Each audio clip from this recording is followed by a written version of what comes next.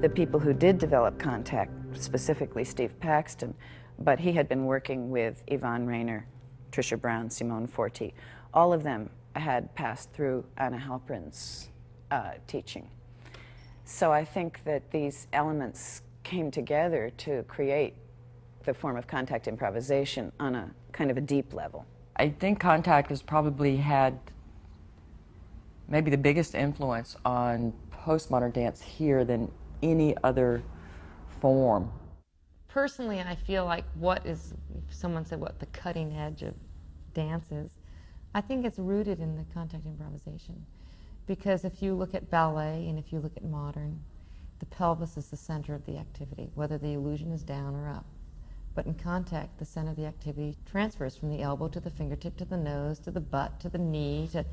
And so it's really a fundamental different idea about propelling the body through space. There was a woman named Nita Little and a guy named Kurt Siddall from the East Coast teaching this new thing, contact improvisation.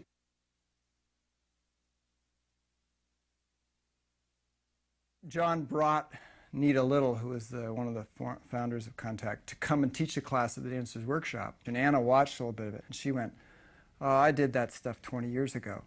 You know, she kind of poo-pooed it. But there was definitely some of us that were very turned on. It was the opposite in some ways of Anna's work, because it was not about emotions, it was not about personal stories, it was about movement. And I think Anna's work, which John did some of, John LaFan and I both, that fed into Mangrove, you know, her work influenced what we did in a way that made it different from contact that was being done on the East Coast.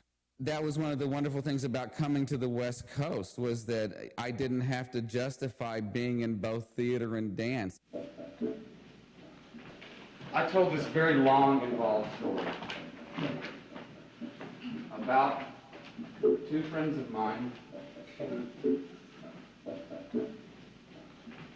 hung out with the wrong people. Mangrove started, we had a feeling that we wanted to bring in more than just the pure bodies dancing with each other, which in New York, at that point, it was just pure bodies. It was very kind of cool.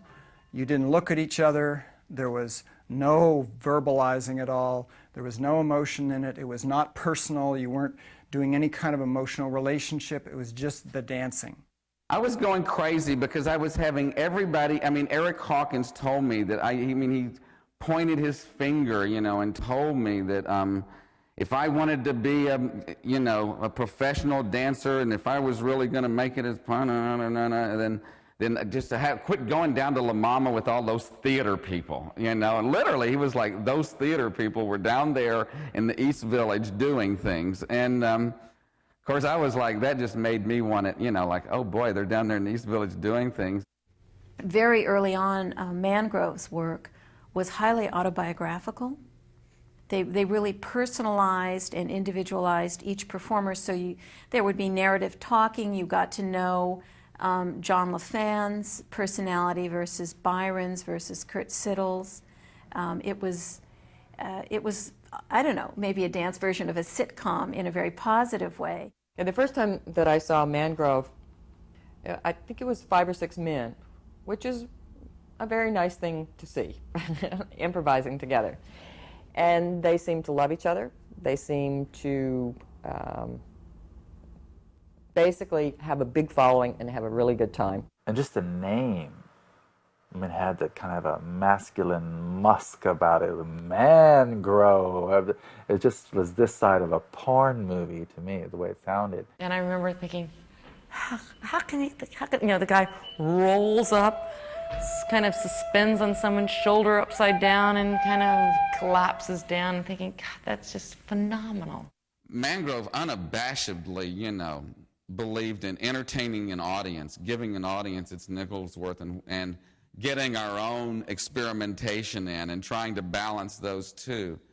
And sometimes that balance, that's quite a razor blade to slide down, and sometimes you get cut, Sometimes you get cut. And I loved it when audiences kind of went with that. The best audiences were the ones that would go, see us get in trouble. And you could see that kind of look in there like, oh man, now how do you untangle yourself from, you've got the foot in the mouth and you fell on your partner.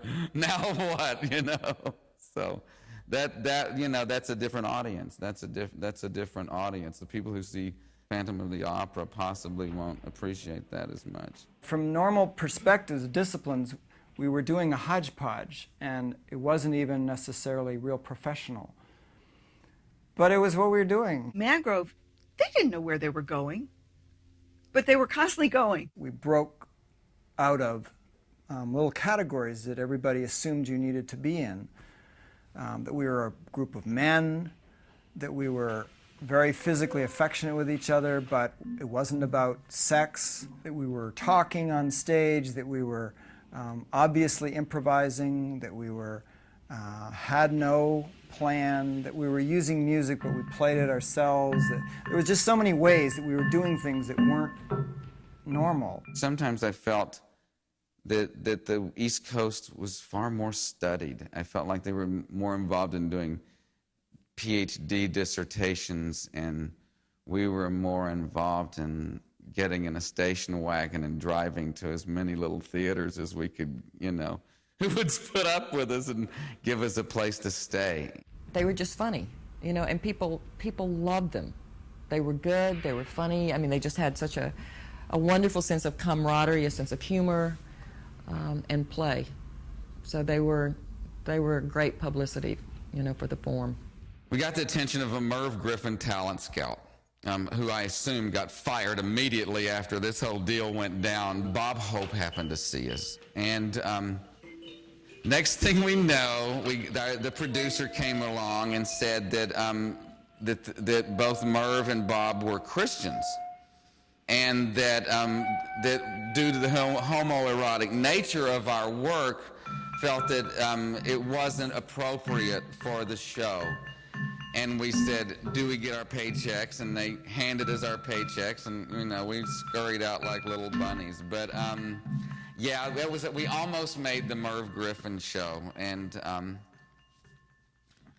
the odd thing is the morality of it, is us leaning on each other, and literally the people drinking. I mean, this was like, I'm talking 1 PM, gang, and they were just like shit-faced, and we were like warming up.